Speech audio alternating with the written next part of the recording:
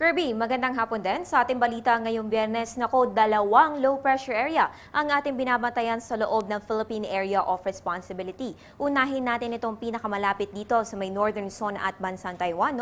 Alas 10 po ng umaga, namata nitong low pressure area sa layong 285 kilometers northeast ng Basco, Batanes. Ayon kay Pag-asa Weather Forecaster Connie De Divas, itong low pressure area sa mga oras na ito ay mababa pa naman ang chance ang ma-develop dahil hindi pa gaanong ka-organize sa mga kaulapan nito. Ganun pa man, hindi pa rin inaalis ang chance ang maging bagyo dahil kasalukuyan pa rin itong nasa karagatan. Ang forecast track ng LPA na ito ay pasilangan. Ang ikalawang low pressure area naman ay namataan sa layong 1,220 kilometers silangan ng extreme northern Luzon. So ayon kay Connie, malayo po ito sa ating bansa at ang track nito ay pahilagan silangan o northeast. Kaya kung maging bagyo man ay hindi ito magkakaroon ng direktang epekto sa Pilipinas. Either of the two, posible maging bagyo at pag na-develop nga, ay tatawagin itong si Bagyong Maring. Kaya tuloy po natin babantayan yung mga sama ng panahon dito mismo sa Pag-asa.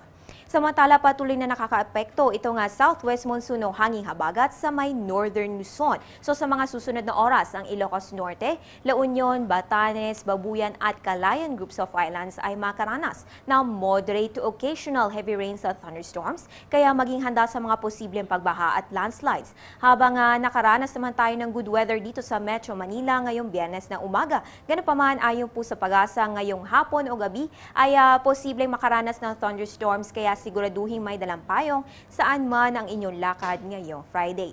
At dahil Biyernes na naman, weekend weather check po tayo. Ayon sa Pag-asa, dito sa Metro Manila magiging maulap ang panahon, so siguraduhin dala po ang mga payong dahil nga sa mga possible rains na dulot ng habagat. Ang Northern Luzon naman ay magiging maulan sa Sabado at Linggo dahil sa mga binabantayang sama ng panahon at sa southwest monsoon. Habang dito naman sa may Visayas at Mindanao ay makaranas ng generally good weather ngayong Sabado at Linggo. Magbabalik ang ating ulat panahon makalipas sa isang paalala. Teng, ang package. Ma'am, sabi ng Air 21 on the road na. Ano, Teng? Ang package. Ma'am, sabi ng Air 21 na receive na. Okay. Very good.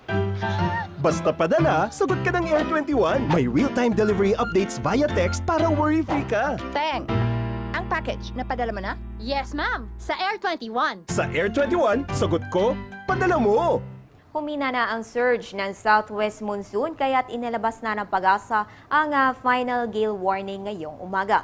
Ang western seaboards ng northern Luzon ay patuloy na makakaranas na maulap na panahon na may ilang mga pag-ulan at thunderstorms. Magiging moderate to rough na lamang ang kondisyon ng mga karagatan sa mga susunod na oras na may taas ng alon 2.1 hanggang 4 na metro. Ang lakas ng hangin ay aabot na lamang ng 35 to 59 kilometers per hour o 19 to 32 knots. So dito po yan sa mga baybayin na Ilocos Norte, Ilocos Sur, La Union at Pangasinan. So pwede na po uling pumalaot sa mga nabanggit na baybayin, pero syempre, ingat pa rin po sa ating mga kababayang maglalayag ngayong Biyernes.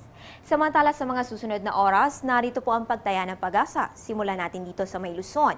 Mataas na po ang 25 to 33 degrees Celsius sa may Metro Manila, habang 17 to 23 degrees Celsius naman sa may Baguio City. Punta naman po tayo na Visayas, mababa na ang 24 to 32 degrees Celsius sa may Iloilo at Bacolod, habang mataas na ang 25 to 32 degrees Celsius sa may Metro Cebu at Tacloban. At sa Mindanao, mataas na po sa may Metro Davao na may 25 to 33 degrees Celsius at mababa na ang 22 to 33 degrees Celsius sa may Cagayan de Oro. Maging una sa ulat panahon, please follow us on Twitter, like us on Facebook at bisitahin ang aming website. Abangan din ang mga susunod na weather updates ni weather lover Amor La Rosa, hatid ng Panahon TV Express. At yan ang pinakahuling balita mula dito sa Pag-asa DOST.